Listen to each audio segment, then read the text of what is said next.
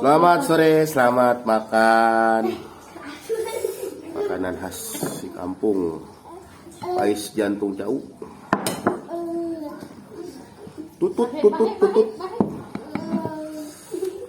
Mari makan.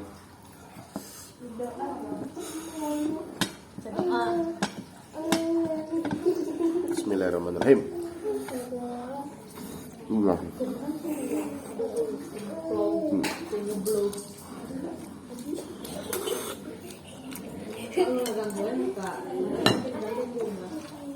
Ini naon Pak?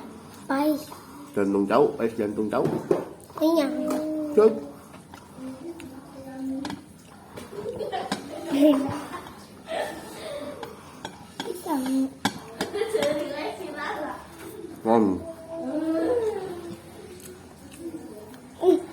Mungkin hanya di Cikarang ya yang makan nasi pakai nasi. Ini bahannya dari apa namanya?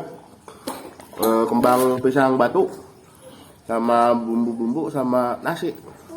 Jadi kita makan nasi pakai nasi.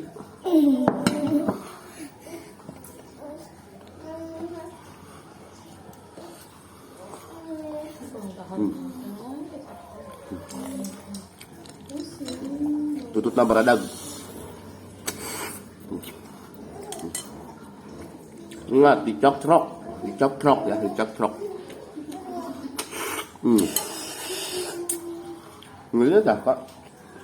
Gede. Mukbang. Murutan wae.